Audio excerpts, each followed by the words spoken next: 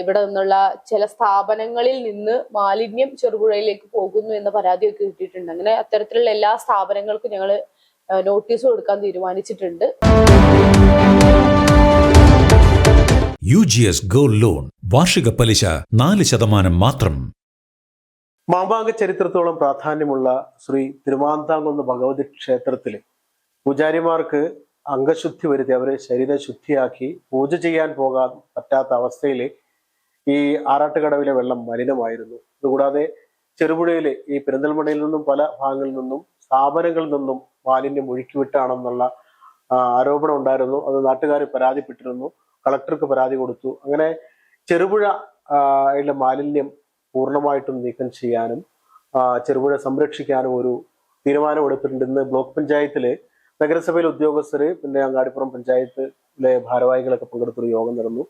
Advocate Najma Tabsheer block panchayat president, Cherupuzha ഇങ്ങനെ പോയി കഴിഞ്ഞാല് ഒരു വലിയ കുടിവെള്ള സ്രോതസ് കൂടിയാണ്. മാത്രമല്ല തിരുമാന്താംകുന്ന് ഭഗവതി ക്ഷേത്രത്തിലെ പൂജാരിമാരൊക്കെ ആ ആറാട്ടുകടവിൽ നിന്ന് കുളിച്ചാണ് പൂജയ്ക്ക് പോകണം. അതിനുപോലും പറ്റാത്തൊരവസ്ഥയിലേക്ക് എത്തി. ഞങ്ങളത് ചാനലിൽ റിപ്പോർട്ട് ചെയ്തിരുന്നു. എന്താണ് ഇനി അത് ചെറുപുഴയെ ചേലുള്ളതാക്കി മാറ്റാൻ എന്താ ചെയ്യാൻ പോകുന്നത്? അതെ, നമ്മളെ കഴിഞ്ഞ താലൂക്ക് സഭയിൽ ഏറ്റവും അടിയന്തരമായി ഉയർന്നൊരു വിഷയമായിരുന്നു. അങ്ങാടിപ്പുറം ഗ്രാമപഞ്ചായത്തിന്റെ വൈസ് പ്രസിഡന്റ് മുബീന അവർ ഉയർത്തിയൊരു വിഷയമായിരുന്നു. പക്ഷെ അത് ഏറ്റവും ഗൗരവം അർഹിക്കുന്നതാണ് എന്ന് ഞങ്ങൾക്ക് എല്ലാവർക്കും തോന്നുകയും അതിന്റെ അടിസ്ഥാനത്തിൽ ഒരു അടിയന്തര യോഗം ഇന്ന് ബ്ലോക്ക് പഞ്ചായത്തിൽ വെച്ച് ചേരുകയുണ്ടായി. ഇപ്പൊ മുനിസിപ്പാലിറ്റിയെയും അങ്ങാടിപ്പുറം ഗ്രാമപഞ്ചായത്തിനെയും ഇവിടെയുള്ള ഉദ്യോഗസ്ഥതല പ്രമുഖരെയും ഒക്കെ minor irrigation, major irrigation, CI, HA അടക്കമുള്ള എല്ലാ ആളുകളെയും ഒരുമിപ്പിച്ചിരുത്തിയാണ് ഇന്നത്തെ യോഗം ചർച്ച ചെയ്തത്.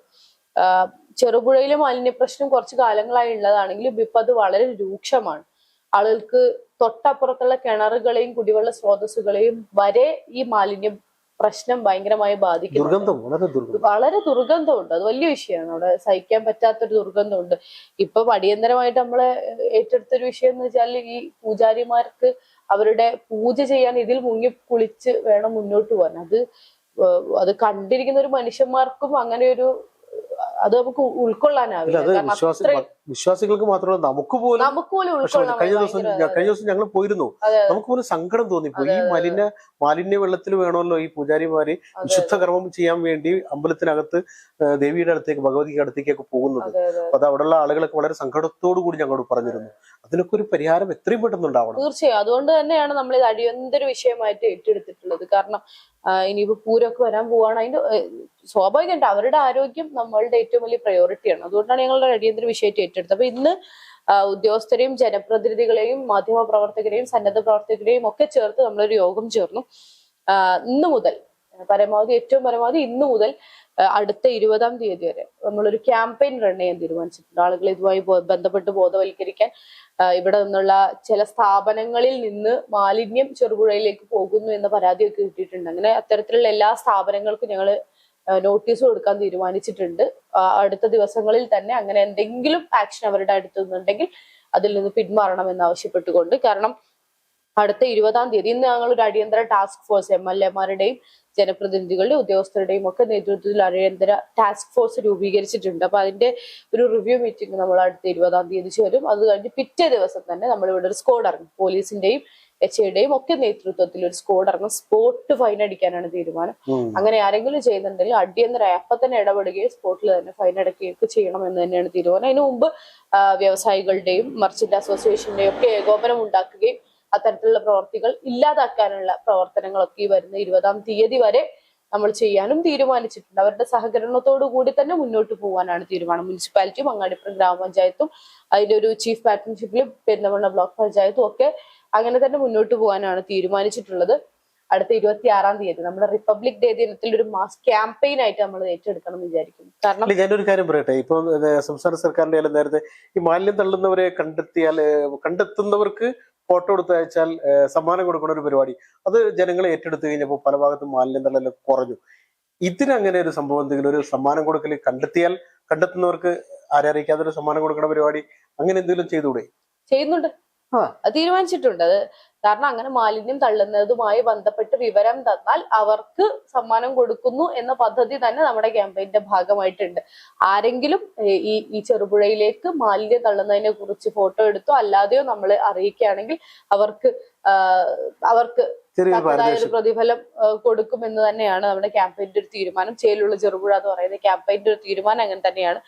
ഈ പറഞ്ഞ പോലെ 26-ാം തീയതി ഇവിടെയുള്ള ജനങ്ങളെയൊക്കെ കൂട്ടുപിടിച്ചൊരു മാസ് ക്യാമ്പയിൻ നടത്തണമെന്ന് കൂടി ആലോചിക്കുന്നുണ്ട്. ഏതായാലും വളരെ നല്ല തീരുമാനമാണ്. Advocate Najma Tabsheer, block panchayat president, ഗ്രാമപഞ്ചായത്ത് പ്രസിഡന്റ് ഷബീർ കറുമുക്കിലും മറ്റുള്ള ആളുകളോട് വന്നിട്ടുണ്ട്.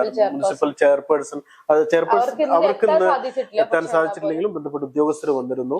സഹകരണം ഉണ്ടാവുമെന്ന് അറിയിച്ചിട്ടുണ്ട്.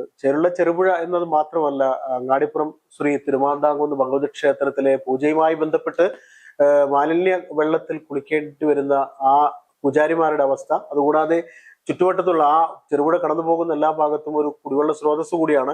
കിണറുകളിൽ വെള്ളം ഉറവുണ്ടാകുന്നതിന് പ്രധാന കാരണം ഈ ചെറുപുഴയാണെന്ന് നാട്ടുകാർ തന്നെ നമ്മോട് പറഞ്ഞിരുന്നു. ആ പരിസരത്ത് ദുർഗന്ധം കൊണ്ട് അവിടെ നിൽക്കാൻ പറ്റാത്ത സാഹചര്യമാണ്. അടിയന്തരമായി ചേലുള്ള ചെറുപുഴയാക്കുന്നതിന് നടപടി സ്വീകരിക്കുന്ന കാര്യത്തിൽ തീരുമാനമെടുത്തിട്ടുണ്ട്. ബ്ലോക്ക് പഞ്ചായത്ത് മാത്രമല്ല, ബന്ധപ്പെട്ട ഉദ്യോഗസ്ഥരും വ്യാപാരികളെയും എല്ലാവരെയും പങ്കെടുപ്പിച്ചുകൊണ്ട് ചേലുള്ള ചെറുപുഴയാക്കുന്നതിനൊരു മാസ് ക്യാമ്പയിൻ തന്നെ നടത്തുന്നുണ്ട്.